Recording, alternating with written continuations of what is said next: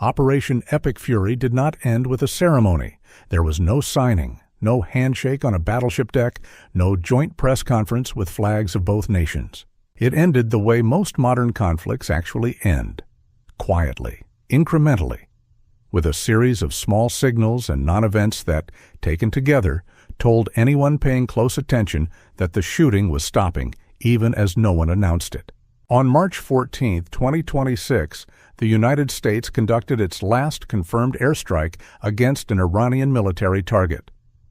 The target was a ballistic missile storage facility in western Iran. There was no announcement that this would be the last strike. There was no declaration of ceasefire. CENTCOM released a standard battle damage assessment, the same format it had been using for 16 days. Then the strike stopped. Iranian state media announced on March 15th that the Islamic Republic had agreed to a framework for negotiations on its nuclear program and regional military activities, brokered through Omani diplomatic channels that had been active throughout the conflict. The statement did not use the word ceasefire. It did not acknowledge defeat. It described the agreement as a voluntary decision by Iran to pursue diplomatic solutions to outstanding disputes. American officials responded with a brief statement noting that military operations had been paused pending developments in the diplomatic process. That was it. The war that had destroyed Iran's navy, eliminated its drone carrier, neutralized its air defense network, and fundamentally altered the military balance in the Middle East, ended not with a declaration, but with a diplomatic non-event issued through a Gulf state intermediary. This video is about how that ending actually happened and what it means. To understand why the ending of Epic Fury looked the way it did, you need to understand what both sides needed from the ceasefire and what neither side could afford to say publicly. The United States had achieved its primary military objectives within the first 72 hours of the conflict. Iran's surface fleet was gone. The drone carrier was destroyed. The shore-based missile threats to the carrier strike groups had been substantially reduced. The targeting networks that would have coordinated a response had been disrupted. After those first 72 hours, the question was not whether the United States could continue striking Iranian targets. It clearly could, and it did, for another 11 days. The question was what additional military objectives remained, and what the political cost of continuing operations would be. The additional strikes in the 12 days after the initial 72 hours served specific purposes. They reduced the ballistic missile inventory that Iran could use in future conflicts. They struck the nuclear program infrastructure that had been a secondary but important target set. They eliminated additional air defense systems and command and control facilities that would have required future targeting if the conflict resumed. But each additional day of strikes added to the diplomatic pressure on American allies and partners who were publicly expressing concern about escalation, adding to the domestic political pressure from members of Congress who had not been consulted before the operation began, and adding to the economic uncertainty that oil markets were pricing into global energy costs even though Hormuz had stayed open. The American military had achieved what it came to do. The question was how to stop in a way that left Iran's government intact enough to honor whatever agreement emerged from the Omani Channel, did not create a vacuum that Iranian proxies or other regional actors would rush to fill, and did not require the humiliating public defeat narrative that might destabilize the Iranian government in ways that produced worse outcomes than a chastened but surviving regime. Iran's calculation was simpler and harder simultaneously. Simpler because the military situation left no real options. The Navy was gone. The Air Force had not launched and could not launch against defended carrier airspace. The ballistic missile inventory had been substantially reduced by strikes on storage and production facilities. The drone program had been set back significantly by the destruction of production and logistics infrastructure. Iran had no meaningful military option that had not already been tried and failed. Harder because the domestic political narrative required that the ceasefire not look like what it was. a comprehensive military defeat accepted because continuing the fight was impossible. Iranian Supreme Leader Ayatollah Khamenei had described the conflict publicly as a defensive operation against American aggression. The narrative was that Iran had absorbed American attacks, responded with its available forces, and demonstrated resistance. Accepting a ceasefire in this framework required presenting it as a voluntary diplomatic decision rather than a military surrender. The Omani Channel served this purpose. Oman has maintained diplomatic relations with Iran throughout the period of maximum American sanctions pressure and has served as an intermediary between Washington and Tehran in previous negotiations. Using the Omani Channel allowed the ceasefire to be framed as a diplomatic process rather than a surrender document. The specific language of the March 15th announcement, framework for negotiations, voluntary decision, outstanding disputes, was not accidental. It was the product of careful diplomatic drafting designed to give Iranian leadership the rhetorical cover it needed to accept the military reality without saying publicly what the military reality was. American officials accepted this framing because the alternative, insisting on explicit Iranian acknowledgement of defeat, would have required continuing military operations until Iran was willing to make that acknowledgement, at unacceptable additional cost, and with uncertain benefit.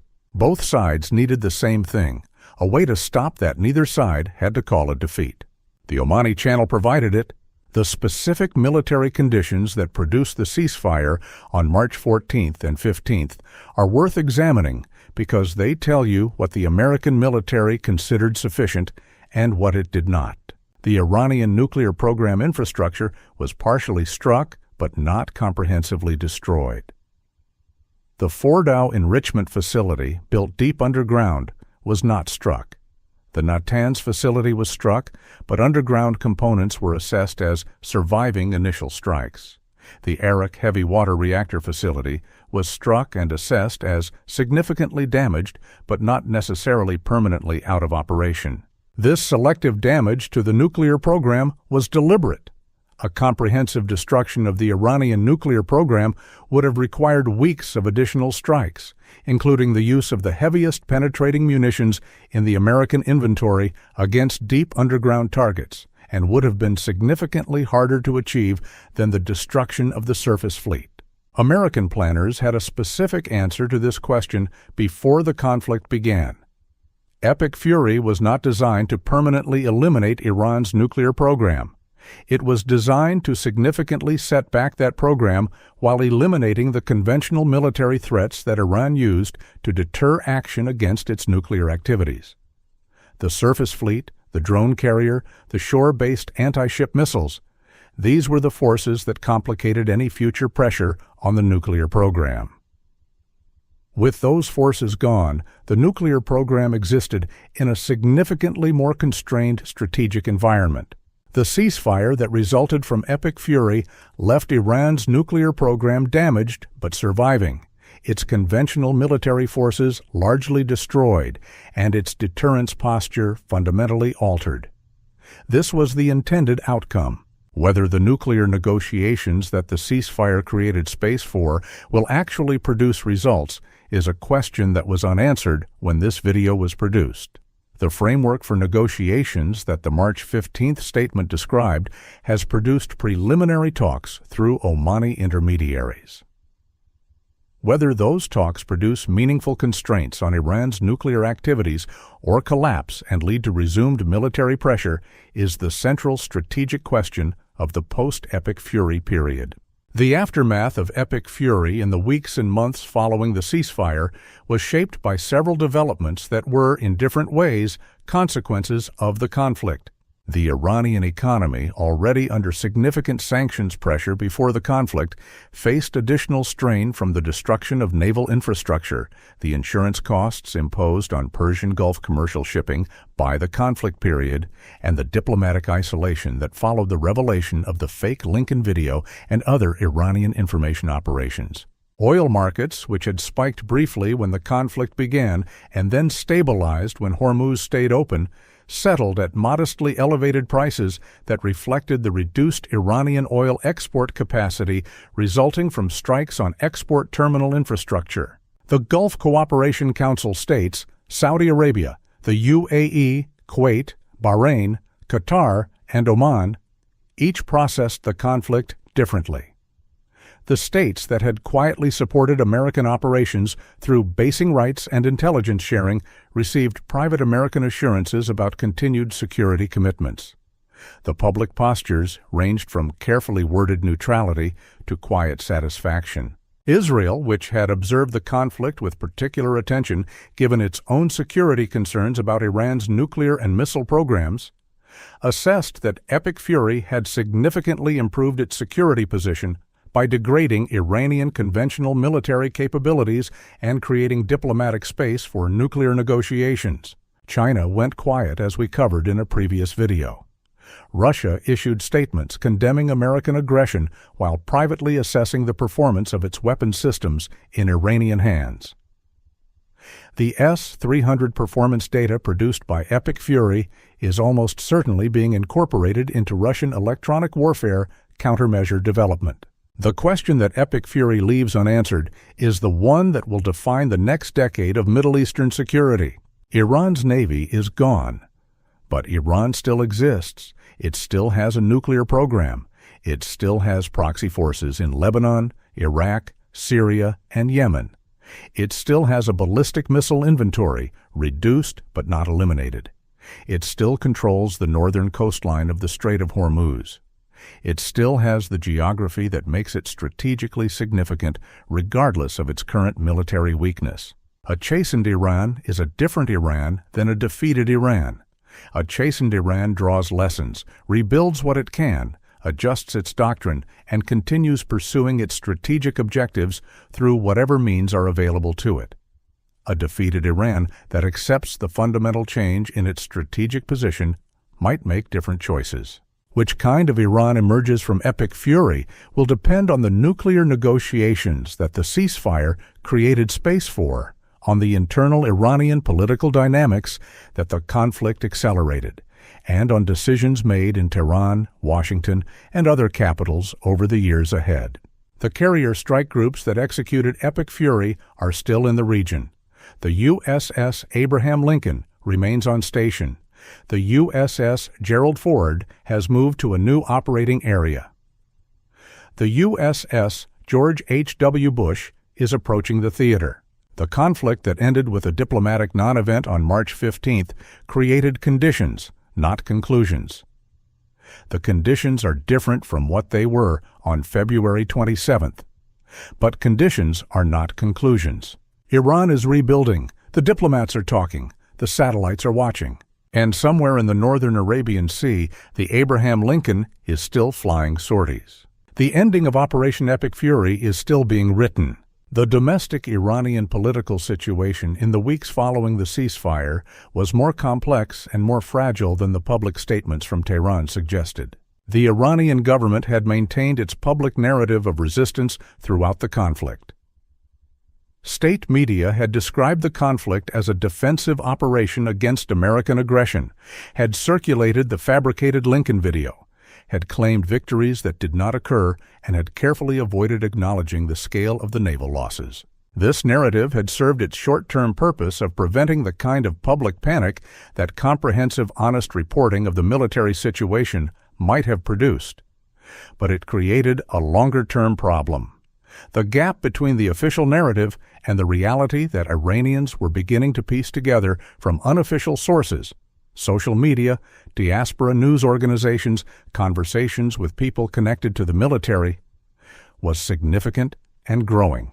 The Iranian population had been told, implicitly if not explicitly, that the IRGC Navy represented a credible deterrent against American military action. The surface fleet, the drone carrier, the fast attack boats that had appeared in government propaganda for years. These were presented as evidence that Iran could defend itself. When that narrative encountered the reality of what happened in 72 hours, the credibility damage extended beyond the military to the government that had built its security narrative around that military capability. The ceasefire and the subsequent diplomatic framework gave Iranian leadership a narrative off-ramp. The conflict could be presented as a demonstration of Iranian resistance followed by a diplomatic success. Iran had survived. Iran was now in negotiations. Iran had forced the Americans to the table rather than pursuing the complete destruction of the Iranian state. This narrative was not convincing to sophisticated observers, but it was workable for the domestic audience that state media reached. And working narratives in authoritarian political systems are often sufficient. The internal political debates within the Iranian system about what the conflict revealed and what should change are not visible from outside.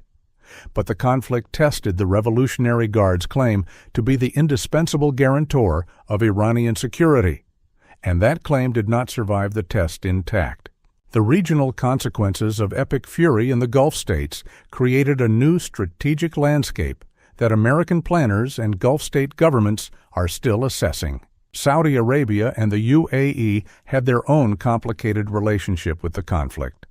Both states had for years sought American military guarantees against Iranian conventional military threats, while simultaneously managing economic relationships with Iran and maintaining the political fiction that they were neutral in any American-Iranian confrontation. Epic fury made the fiction harder to maintain. American aircraft flew through Gulf state airspace. American naval vessels operated from Gulf state ports. The intelligence support that Gulf states provided, which will never be officially acknowledged, was real and significant. The post-conflict period created both opportunities and pressures for Gulf state governments. The destruction of Iran's surface fleet reduced the most immediate conventional military threat to Gulf state shipping and coastal facilities. The diplomatic negotiations that the ceasefire enabled created the possibility of reduced Iranian support for the proxy forces and insurgent networks that had long been a source of regional instability. But the conflict also demonstrated once again that being the host nation for American military operations creates domestic political costs. The populations of Gulf states are not uniformly enthusiastic about American military presence. Religious and nationalist sentiment creates pressure on Gulf state governments to maintain at least a public appearance of independence from American military policy. The post-epic fury diplomatic landscape in the Gulf is one in which American influence has been reconfirmed by military demonstration. Gulf state governments have deepened their practical security dependence on American forces, and the public narratives of those governments continue to carefully manage the gap between military reality and political messaging. This is not a new situation. It is the same situation that has defined Gulf state politics since the 1990 Iraqi invasion of Kuwait. What epic fury changed is the specific threat environment that defines the terms of that relationship. The question that epic fury leaves most conspicuously unanswered is the nuclear question. Iran's nuclear program was the original strategic concern that underlay decades of American pressure, sanctions, and ultimately military planning. The nuclear program survived epic fury. Natanz was damaged. Some production infrastructure was struck, but the fundamental program, the enrichment capability, the technical knowledge, the institutional infrastructure of scientists and engineers was not destroyed. The ceasefire framework created space for negotiations. Those negotiations, conducted through Omani intermediaries and subsequently through direct back-channel contacts, represent the diplomatic dimension of what epic fury was supposed to enable. The theory was straightforward. Iran's nuclear program had been shielded partly by the conventional military deterrent that the surface fleet and the missile forces represented.